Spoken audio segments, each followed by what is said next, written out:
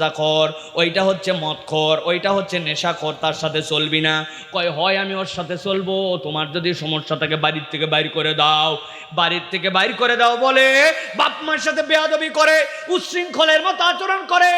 দুনিয়ার মানুষ তাকে স্মার্ট বলতে পারে, কিন্তু সে মূলত জাহান্নামের তালিকায় তার নামটাকে উঠায় নিচ্ছে, ঠিক কি না? এরকম সন্তান অবশ্য আমাদের গাজীপুরে না, আসেনি? আমার আল্লাহ রাব্বুল আমিন বলছেন ওই সন্তানগুলোর জন্য ওই দিন যাওয়ার পরে তারা টের পাবে। আল্লাহ কোরআনে কি বলছেন দেখেন, আমার একটাও আমার কথা নয়।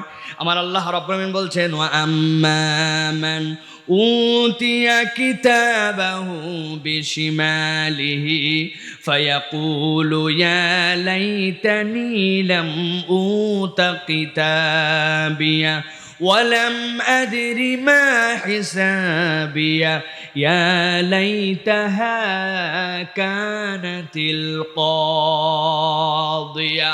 আল্লাহ বলছেন সাবধান, ও আমার বান্দারা সাবধান, সহ্য করতে পারবি না। আল্লাহ বলছেন কিয়ামতের দিনে যাওয়ার পরে এক শ্রেণী আল্লাহর সামনে হাজির হয়ে যাবে।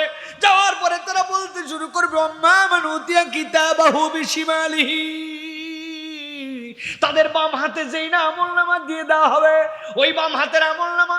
আমি যতবার এই তাফসীর করি, যতবার বলি, আমার নিজের মধ্যে ভয় লেগে যায়। ওই বাম হাতে আমলনামা এরকম নয়, এদিকে আয়, ধর তোর আমলনামা। একজন দিয়েছে ডান হাতে, একজন দিয়েছে বাম হাতে, সস্তা কারবার এরকম হবে না। আল্লাহ কোরআনুল কারীমের মধ্যে বলছেন আম্মা মান উতিয়া কিতাবাহু ওয়ারা যহরি ফাসাউফা ইয়াদউ সুবুরা। ওই বান্দাকে ডাক দেওয়া হবে, ডাক দেওয়া দেখে ওই বান্দা ভয় পেয়ে যাবে। আল্লাহ নবী বলছেন ওই ডাক দেওয়া দেখে কেন ভয় পাবে জানো নাকি? আল্লাহ নবী দোয়া করছেন আল্লাহুম্মা হাসিবনি হিসাবান ইয়াসীরা, ওই আল্লাহ তুমি আমার হিসাবকে সহজ করে দাও। আল্লাহ যদি কিয়ামতের ময়দানে কাউকে একবার বলেন হিসাব দে বান্দা, ওই বান্দা ফেঁসে যাবে, হিসাব আর সে দিতে পারবে না। ওইটার মানেই তার ধরা খেয়ে যাওয়া। আল্লাহ ডেকে বলতেছেন এদিকায়, তোর আমলনামা বাম হাতে দেওয়া হবে। এরকম করে কেবল হাতে দেওয়া নয়, আল্লাহ বলতেছেন বাম হাতটা পিছন দিকে নেওয়া হবে, এরপরে বক্ষ ভেদ করে দেওয়া হবে, এই কলিজা ভেদ করে বাম পাশ থেকে তার হাত বের হয়ে আসবে। কল্পনা করে দেখেন, একবার যদি কারো বক্ষ ভেদ করে এই কলিজা ভেদ করে হাত বের হয়, ওই বান্দা বলবে আল্লাহ আমার যা বিচার করো করো, আমার আমলনামাটাই আমার হাতে দিও না। আল্লাহ আজকে যদি বিচার না হতো, আজকে আমার মৃত্যুর মাধ্যমেই যদি সব শেষ হয়ে যেত, বড় বাঁচা বেঁচে যেতাম। বলেন তো ওই দিন যাওয়ার পরে এইগুলা কথাবার্তার কোনো মানে থাকবে? এগুলো কথা মানে থাকবে ভাই? আল্লাহ আমার যদি হিসাব না হতো, আল্লাহ আমি যদি মাটি হতাম, আল্লাহ রাব্বুল আমিন আমার যদি আজকে মৃত্যুর মাধ্যমে সব শেষ হয়ে যেত, এগুলো ফাওয়া লাভের কোনো দাম থাকবে ওই দিন? কিন্তু আল্লাহ কোরআনে টু দা পয়েন্ট এইটা বলে রাখতেছেন বান্দা ওই আলাপের তোর দাম হবে না। কিন্তু আজকে গাজীপুরের মধ্যে জুমার রাত্রে বসে বসে তুই শুনছিলি কোরআনের এই বয়ান। বান্দা তুই মনের মধ্যে একবার চিন্তা কর, কোন আমল থাকলে আমার আমলনামা বাম হাতে আসতে পারে, সেই আমল থেকে আমার জীবনকে ফিরায় দিতে হবে। আমার আমলনামার মধ্যে দেখা যায় নামাজ নাই, আমার আমলনামার মধ্যে দেখা যায় আমার বাপ মার সাথে সম্পর্ক ভালো নাই, আমার আমলনামার মধ্যে দেখা যায় বান্দার হক মারে খেয়ে ফেলছে, আমি সামান্য একটু জমির মায়া ত্যাগ করতে পারি নাই, ঠেলে ঠেলে নিজের ওই সানসেটটা রাস্তার মধ্যে তুলে দিছি, বাউন্ডারি ওয়ালটা পাওয়ার ছিল, ক্ষমতা ছিল, একটু জোর করে এক হাতে একটুখানি বাইর করে দিয়ে জমি দখল করে নিছি। বুড়া হয়ে গেছি, বাপ মরে যাওয়ার সময় বলে গেছিল বোনের জমিগুলা ঠিকঠাক মতো ফেরত দিয়ে দেশ। বোনদেরও বিয়া হয়ে গেছে, বোনেরা আর লজ্জায় বলতে পারে না, কিন্তু তাদের জমি জমা সব আমার পেটের মধ্যে। উলাইকা ইয়াকুলুনা ফি বুতুনিহিম নারা। আল্লাহ বলতেছেন তুই তো ধান চাল খাস নাই, তুই পেটের মধ্যে আগুন গিলে ফেলছিস। আল্লাহ বলছেন সাবধান হয়ে যা বান্দা, দুনিয়ার পাওয়ার দিয়ে কি করবি, দুনিয়ার ক্ষমতা দিয়ে কি করবি, পত তকব্বরি দিয়ে কি করবি, ওইগুলো একটাও তোর জন্য কাজ দিবে না। ওই দিন যাওয়ার পরে যেন বাম হাতে আমলনামা না আসে, এই জন্য ডান হাতে আমলনামার প্রস্তুতি নে, ঠিক কি না? তাহলে প্রিয় ভাইরা, এটা গেল 2 নম্বর পয়েন্ট। 1 নম্বরে কি, দুনিয়ায় ফেরত আসতে চাবে আর ভালো কাজ করতে চাবে। আর 2 নম্বর কি, বাম হাতে আমলনামা আসার পরে বলবে যে আল্লাহ আমার মৃত্যু না হলেই ভালো, মাটি হলেই ভালো। এগুলো একটাও ওই দিন কথা কাজ দিবে না। কারণ কি, আল্লাহ যা বলছে ও তা করে নাই, ঠিক কি না? তাহলে প্রিয় ভাইরা, আমাদেরকে আমাদের জীবন শুধরানোর দরকার আছে কিনা? বুঝে থাকলে বলেন দরকার আছে। এই জন্য প্রিয় ভাইরা, আল্লাহ রাব্বুল আলামিন যেন আমাদেরকে রাইট ট্র্যাকে চলার তৌফিক দান করেন। আলোচনা কি আরেকটু চলবে ভাই? ইনশাআল্লাহ চলবে, শেষ করে যাব। 3টা পয়েন্ট বলবো বলেছে। আলহামদুলিল্লাহ, আমি আপনাদের এই প্রাণবন্ত উপস্থিতি, আলহামদুলিল্লাহ, আল্লাহ রাব্বুল আলামিন যেন আমাদের আশা বসাকে আজকে নাজাতের ওসিলা বানায় দেন। তাহলে 2টা গেল। এবার 3 নম্বর, হাসরের দিনে আরেকটা ভয়াবহতা হবে, যেই ভয়াবহতাটা ভয়ঙ্কর ভয়াবহতা, যেই ভয়াবহতাটা ওই দিন মানুষকে পাগল বানায় ফেলবে। মানুষ ওই দিন আল্লাহ রাব্বুল আলামিনের সামনে ওই দিন অস্থির হয়ে যাবে। তারা আল্লাহ রাব্বুল আলামিনের সামনে এমনভাবে নিজেদের নিবেদন করতে শুরু করবে, যেই নিবেদনে আল্লাহ বলতেছেন আর কোনো রিমেডি থাকবে না। ও তরুণ, আমার প্রিয় তরুণেরা, যুবকেরা, কিশোর যারা, ছোট ছোট ভাইয়েরা যেইগুলো আছো, তাদের জন্য বলি, আল্লাহ রাব্বুল আমিন বলছেন, মুরব্বীরা তো একটা বয়স পার করে ফেলেছে, কিন্তু আল্লাহ রাব্বুল আমিন ওই দিন যাওয়ার পরে এক শ্রেণীর মানুষ আল্লাহর কাছে বলতে শুরু করবে। তাদের কথা আল্লাহ বলতেছেন, দুনিয়ায় কি বলবে তারা বলতে শুরু করবে, ওয়া ওয়াইলাতা ইয়া ওয়াইলাতা লাইতানি লাম আত্তাখিয ফুলানান খলিলা লাকাদ আযাল্লানি আনিয যিকরি বা'দা ইয জাআনি ওয়া কানা আশ-শাইতানু লিল ইনসানি খাযুলা। আল্লাহ বলছেন, ও আমার হাবিব, ওই দিন আপনি দেখবেন এক শ্রেণীর মানুষ ওই হাসরের দিনে আল্লাহর কাছে ছোট্ট একটা কথা বলতেছে আর বুক চাপড়াচ্ছে। তারা বলতে শুরু করবে, ইয়া ওয়াইলাতা লাইতানি, কি আফসোস আমাদের, আজকে আমাদের থেকে হতভাগা আর কেউ নাই। কেন রে, কি কাজ তুই করছিলি জন্য এত আফসোস করতেছিস, নিজেকে এত অভিশাপ দিচ্ছিস, এত হতভাগা ভাবতেছিস কেন? কি তোর অপরাধ ছিল দুনিয়ায়? আল্লাহ বলছেন, তারা বলতে শুরু করবে, লামাত্তাকিজ ফুলানান খলিলা, আমাদের তেমন কোনো অপরাধ ছিল না, কেবল একটা অপরাধ ছিল, আমরা যদি উমুক রে বন্ধু না বানাতাম। আমি আরবিটা বলবো, আপনারা বাংলাটা বলবেন। আল্লাহ বলতেছেন ফুলানান খলিলা, আরবিতে ফুলান মানে হচ্ছে উমুক। বলেন তো ফুলান মানে কি? আরেকবার বলেন, জোরে বলেন। আচ্ছা, এই উমুকটা কে ভাই? উমুকটা কে? আল্লাহ রাব্বুল আমিন বলছেন, উমুক বলে দিলেন আল্লাহ নবীজির প্রতি 1450 বছর আগে।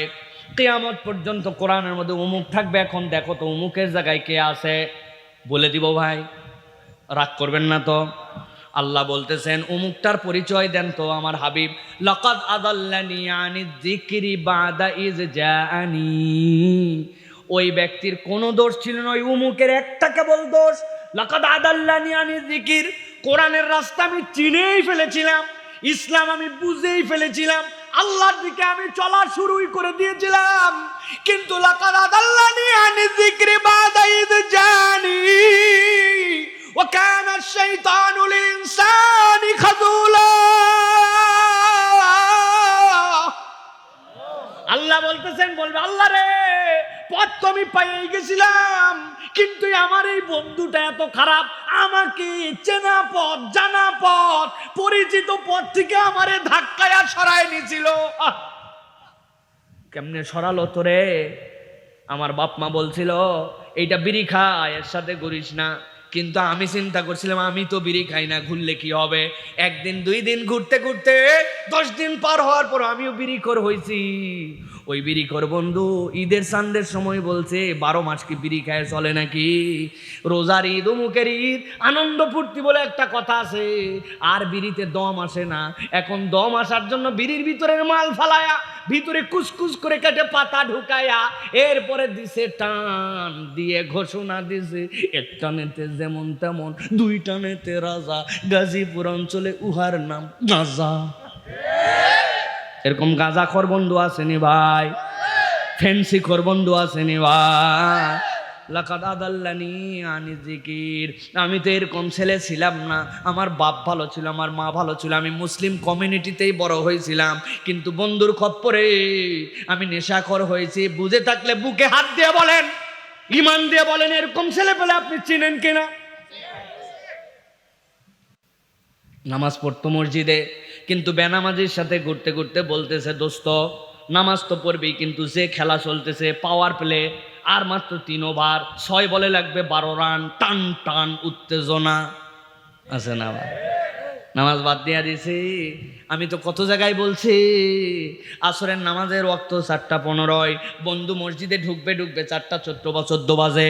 এমন সময় পিছন থেকে একজন আসে, টিট টিট, কি রে গায়ের গোড়ার মধ্যে এসে হরেন মারিস কেন? কয় দে রে দোস্ত তুই। বলছে দোস্ত আমার বড় ভাইয়ের থেকে আজকে R15 পিছনে ওঠ, চন্দ্রা পর্যন্ত একটা টান মেরে আসি, রাস্তা ফাঁকা ফাঁকা আছে, কত স্পিড দেখা যাবে। কয় দোস্ত রে আর মাত্র 1-2 মিনিট আছে, আসরের নামাজ পড়েই যায়। বলতেছে আসরের নামাজ প্রত্যেক দিন থাকবে, তুইও প্রত্যেক দিন থাকবি। উঠতে মন চালে ওঠ, বাইক প্রত্যেক দিন পাওয়া যাবে না, না উঠতে মন চালে অন্য দোস্তকে নিয়ে যাব। কনফিউশনের মধ্যে পড়ে গেছে, কথা তো ঠিক। নামাজি বন্ধু বেনামাজির সাথে থাকে, নামাজ ত্যাগ করছে, 1 দিন 2 দিন করতে করতে বন্ধুর সাথে ঘুরতে ঘুরতে মনের থেকে নামাজ উঠে গেছে, নামাজি বেনামাজি হইছে। লাকাদ আদাল্লানি আনি যিকরি বাদা ইয জানি, হেদায়েত পাইয়েই গেছিলাম, ওই বন্ধুর কারণে হেদায়েত হারা হয়েছে। এরকম ঘটনা এলাকায় আসেনি? আবার উল্টাটাও আছে, আছে না? ওই যে আপনাদের মুরব্বীরা বসে আছে, 2-1 জনকে চিনেন, এই মানুষের 10 বছরের আগের জীবন আর এখনকার জীবন আপনি মিলাতে পারবেন না। আল্লাহ যদি নসিবে হেদায়েত দেয়, আলেমদের সাথে বন্ধুত্ব হয়ে যায়, আর আল্লাহ যদি নসিবে হেদায়েত না দেয়, ওই বন্ধুর কারণে পথ হারায়া জাহান্নামের রাস্তা ধরে, ঠিক কিনা? আল্লাহ এই জন্য বলছেন, ওই বাচ্চা আফসোস করে বলতে শুরু করবে, লাম আত্তাখিজ ফুলানান খলিলা, যদি তারে বন্ধু না বানাইতাম। আল্লাহ বলতেছেন আমার শেষের দিকের কথা ভালো করে দিল দিয়া বোঝেন। এর আগ পর্যন্ত যেখানে যেখানে বলছি আল্লাহ নিজের পক্ষ থেকে জানাইছেন, কিন্তু নবীর পক্ষ থেকে কোনো কথা বলেন নাই, খেয়াল করছেন? কিন্তু আল্লাহ এই জায়গায় বলছেন, যেই ব্যক্তি কোরআন বুঝে ফেললো, সত্য চিনে ফেললো, মৃত্যু আছে জেনে ফেললো, পরকালে যেতে হবে বুঝে ফেললো, আল্লাহ ওই দিন যাওয়ার পরে কি কি প্রশ্ন করবেন এটাও জানে ফেললো।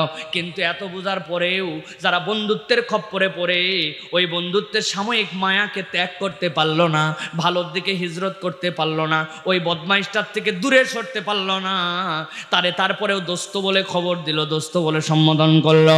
আল্লাহ নবী বলছেন, ও রব্বুল আমিন আপনি তো জানাইছেন, এবার আল্লাহ নবী বলবেন আমি আরেকটু বিচার আপনার কাছে দিতে চাই। কি বিচার দিতে চান? আল্লাহ নবীর কথা আল্লাহ বলতেছেন, ও ক্বালার রাসূলু ইয়া রাব্বি ইন্না কওমি ইত্তাখাযু হাযাল কুরআনা মাহজুরা।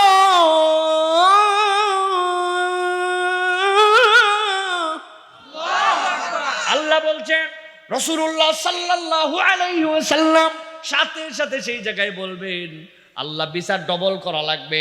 এদের কাছে কোরআন আসছিল, কিন্তু কোরআন আসার পরেও এই মানুষগুলা কোরআনকে খেল তামাশা বানাইছিল। শনিবার শুক্রবার সকালে যেয়ে চায়ের দোকানে বসে বলছে গতকালকে হিলফুল ফুজুল একটা মাহফিল করছে, বক্তা একটা আনছিল ফাটাফাটি, ঠিক না? একজন বলছে ভাই মাহফিলে তো আমি থাকতে পারি নাই ভাই, কি ওয়াজ করলো, কি ফাটালো। বলছে তা বলতে পারবো না, কিন্তু ফাটাইছে। এরকম ওয়াজ হয় কিনা? আল্লাহ নবী বলতেছেন ওই মানুষের ব্যাপারে আল্লাহ নবী অভিযোগ দিবেন, ইত্তাখাযু হাযাল কুরআনা মাহজুরা। ওরা এই কোরআনকে খেল তামাশা মনে করছিল, শুননেওয়ালা শুনে গেল, বলনেওয়ালা বলে গেল। বিষয়টা এরকম নয়।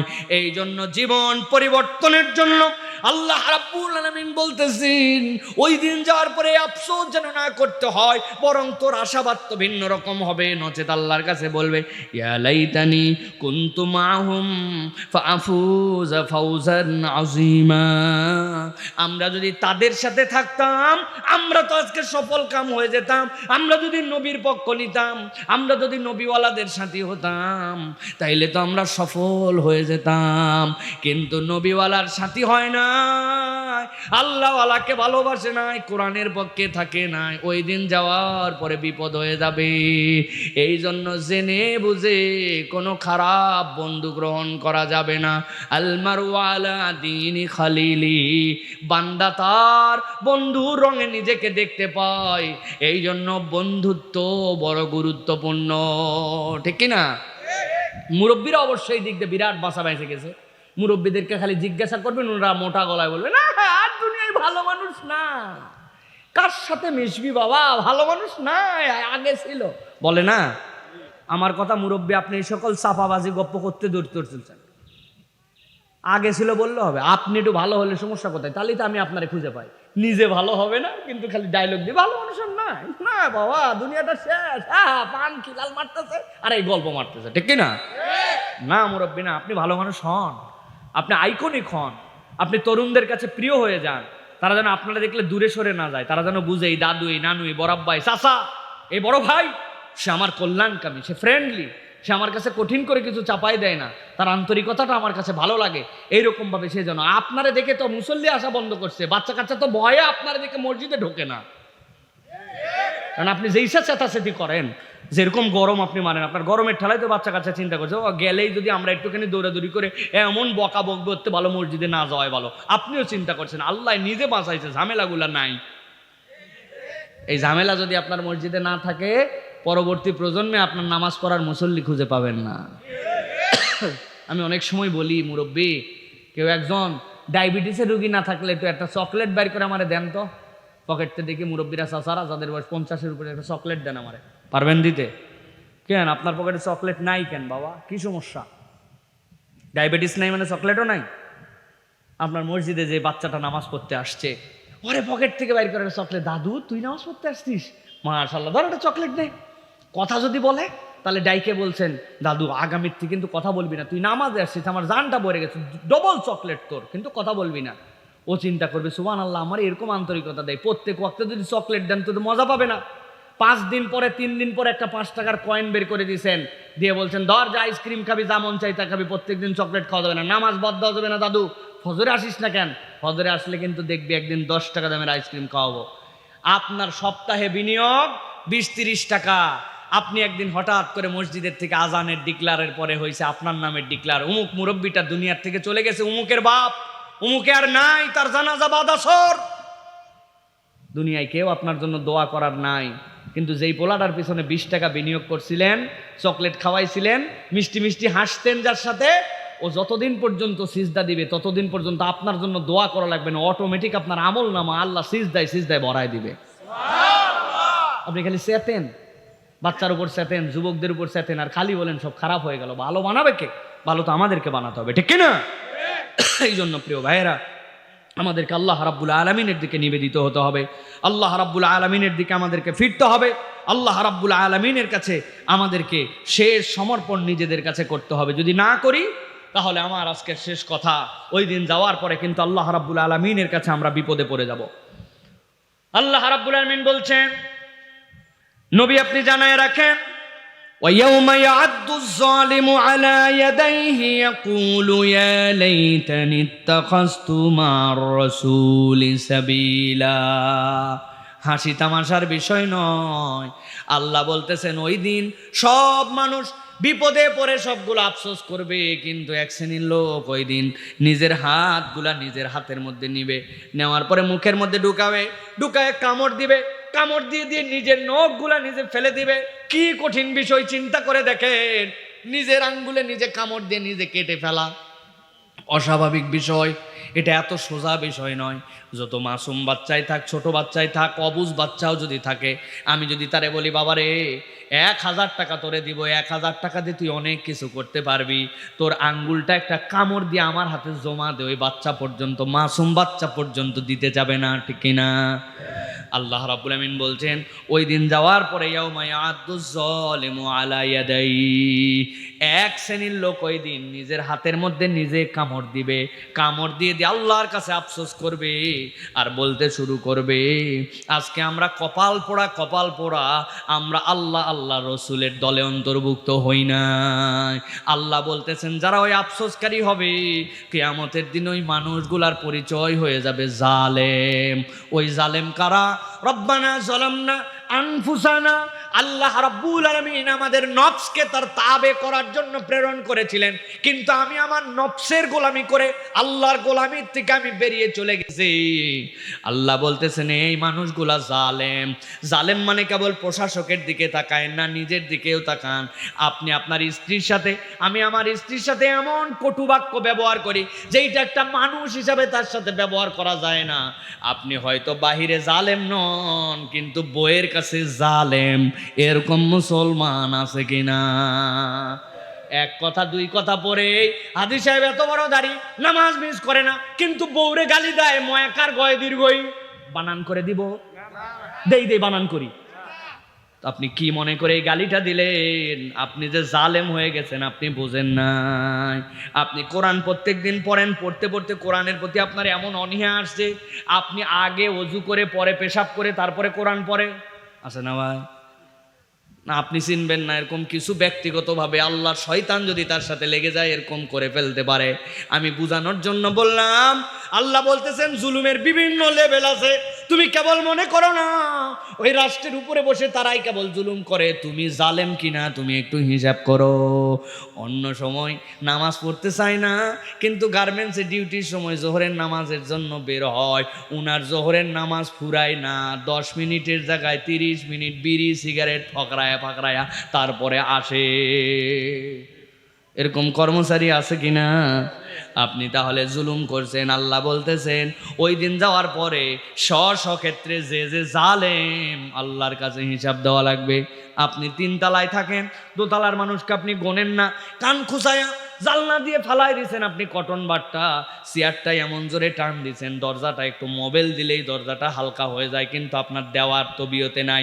দ্রাম করে দরজা মারে, পাশের বাসায় কে জেগে আছে, কে ঘুমায় গেছে, শিশু বাচ্চা আছে না কে আছে, চেয়ারটা টান দেয়। নিচতলার লোকের কি অবস্থা বিবেচনার মধ্যে যায় না। জুলুমের লেভেল উপর থেকে নিচ থেকে উপর পর্যন্ত আছে। আপনি মসজিদ থেকে বের হয়েছেন, জুতাটা উপর থেকে ছাড়ে দিয়েছেন, ঠাস করে শব্দ হয়েছে, ভিতরে একজন মাসবুক নামাজ পড়তেছে, তার নামাজের ডিস্টার্ব হয়ে গেছে, এটাও একটা জুলুম। অমুকের বাড়ির ওয়ালের মধ্যে মাহফিলের পোস্টার লাগাই দিয়েছেন, অনুমতি নেন নাই মসজিদের ওয়াল, অন্যের টাকায় রং করা, আর আপনার পোস্টারে মসজিদ ছাপে গেছে। জুলুমের যে কত লেভেল আল্লাহর কাছে যাওয়ার পরে টের পাওয়া যাবে। এই জন্য আল্লাহ রাব্বুল আমিন বলছেন ইয়াউমা ইয়াআদ্দুজ যালিমু আলা ইয়াদাই, ওই দিন যাওয়ার পরে হাত কামড় দিবে তারা। আর মূল জুলুম কোনটা? তারা বলতে শুরু করবে ইয়াকুলু ইয়া লাইতানি ইত্তাখাযতু মা'আর রাসূলি সাবিলা, আমরা আজকে বেঁচে যেতাম, আমরা যদি আল্লাহর রসুলের পথ নিয়ে নিতাম। তার মানে সুন্নতের ইত্তেবাকারী হতে হবে। আল্লাহর নবীর সুন্নত যার সাথে, মুক্তির রাস্তা তার সাথে। আল্লাহর নবীর সুন্নত যার সাথে নাই, মুক্তি পাওয়ার কোনো সম্ভাবনা নাই, ঠিক কি না?